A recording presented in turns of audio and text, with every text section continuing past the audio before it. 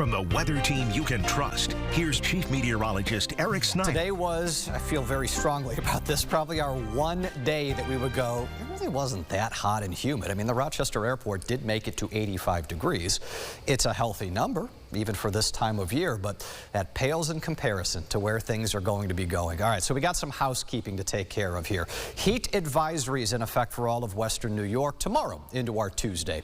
These are pretty common. We usually get a handful of these at a minimum through the course of any summer. You get them when the heat index, at least, is expected to be 95 degrees or more. That's what we expect into our Tuesday.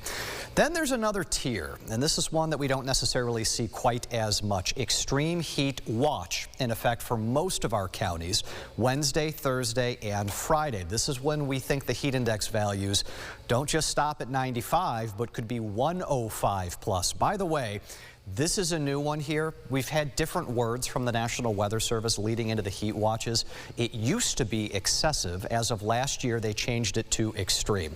So if you feel like that's a foreign term, you've never seen that before, that's why, because you literally haven't. We haven't had one of these going all the way back to 2019, and that was the excessive heat watch versus the extreme. When confidence goes up, you issue a warning out of that. And right now, I feel like that's a pretty good lean across the area, especially Wednesday into Tuesday. What makes this more unique is really not so much these numbers. They're big, low and mid 90s, especially Wednesday into Thursday. But getting that hot alongside dew points in the low and mid 70s, that's relatively rare in this part of the world. That's what gets you a heat index pushing 105 Wednesday, Thursday, and maybe even into Friday. I do think this is going to try to back off a bit, just a bit, into 4th of July weekend, but that's going to be the worst of it. While we're all sweltering in any of this, the instability values are going to be quite high. So the game that we get to play is, does Mother Nature want to throw a couple of these organized complexes of storms into the area?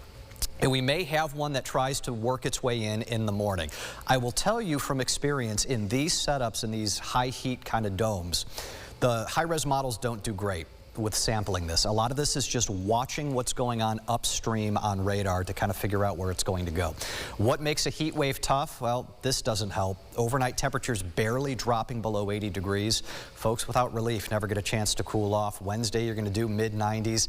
Could be another complex or two that we contend with. Shy of the rainfall, there's not much slowing this down for the remainder of this work week. Storm fuel numbers, instability values, these will be running quite high. That's inherent to having all of this heat and humidity, so careful what you wish for. You want some rain to cool you off. You may get it, but you're going to get it with some bite. Want to keep our pets in mind with this too. Obviously, we preach check and double check. Don't leave anything alive in your vehicle. They turn into an oven so fast. And watch where your pets are walking.